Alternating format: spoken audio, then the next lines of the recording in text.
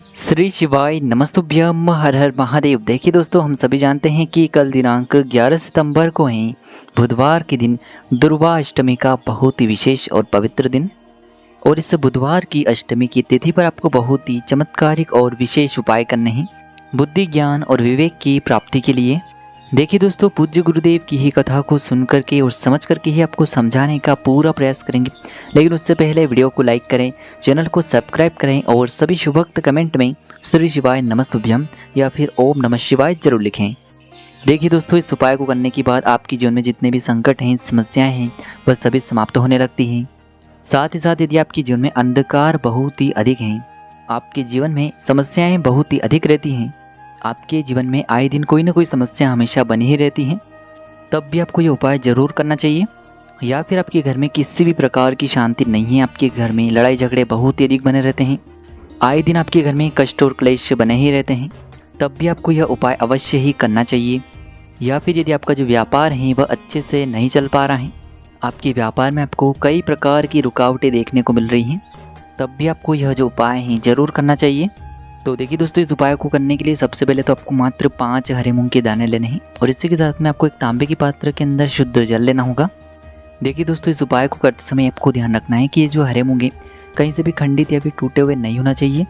इस बात का आपको विशेषकर ध्यान रखना चाहिए। अब दोस्तों, मात्र इन दोनों ही सामग्रियों को लेकर के सीधे आपको पहुँच जाना है भगवान शिव के मंदिर में। यह उपाय आप सुबह से लेकर के शाम तक किसी भी समय में कर सकते हैं।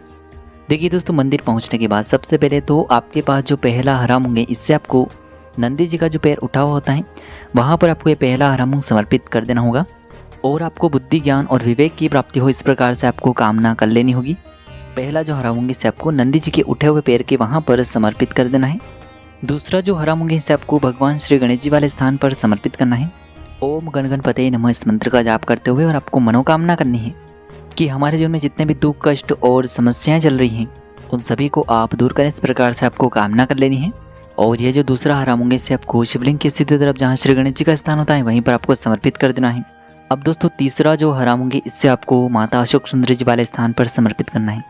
और इस प्रकार से आपको मनोकामना करनी है कि मेरे विवाह में जो भी समस्या आ रही हैं आप उन्हें दूर करें और मेरे विवाह की योग जल्द से जल्द बनने लगे। इस प्रकार से आपको कामना कर लेनी है।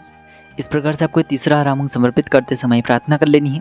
अब जो चौथा हरा मूंग है इससे आपको माता पार्वती का जो हस्तकमल होता है, यानी कि माँ पार्वती का कटी वाला भाग होता है, वहाँ पर आपको चौथा हरा मूंग समर्पित करना है। और आपको प्रार्थना करनी है कि हमारे जीवन में जो भी दुख कष्ट और संकट हैं, जीवन में जो भी ग्रह क्लेशों की समस्या हैं, वह सभी आपकी कृपा से समाप्त होने लगे।